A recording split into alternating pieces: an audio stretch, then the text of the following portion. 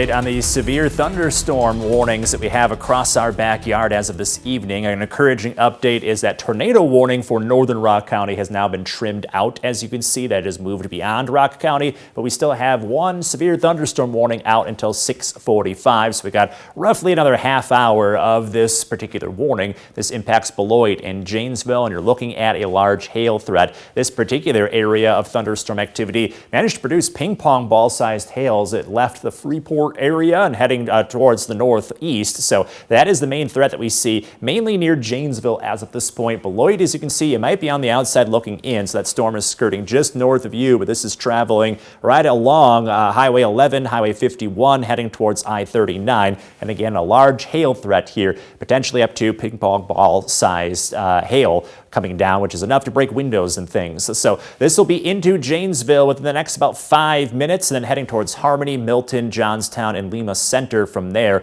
And again, you're looking at a hail threat with this, so that could break windows, that could damage your roof. Want to make sure that you're out away from those structures as much as possible, because you don't want to be around if glass gets broken by those hailstones at all, if the windows are impacted. About that tornado warning, just briefly, it was over Sumner.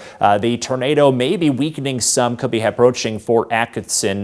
This at times had debris being lofted into the air when it was crossing into Rock County. So glad to see that that's now moving north away from our viewing area, and it's not showing quite as many signs of a strong tornado on radar any longer, but we'll have to keep a close eye on this. But again, for Rock County, you're no longer under any kind of tornado warning as of this point. Zooming way out, these are the only storms that we're tracking with severe strength. Really, the rest of the area looking pretty quiet. As you can see, just a couple hit or miss showers here and there. One to the north of Rochelle, looking at Freeport, a couple spotty showers. And if you were watching us yesterday, this is a great example of isolated storms and isolated severe weather.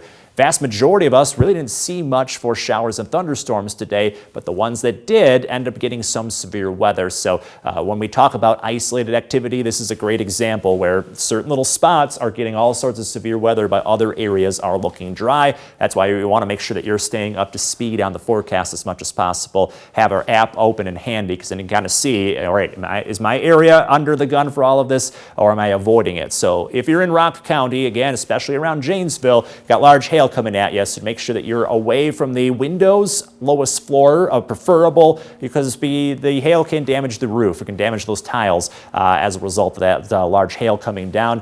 Blustery winds could knock down some tree branches, so also watch out for those. Hopefully you're avoiding any kind of power outages as a result of those strong winds.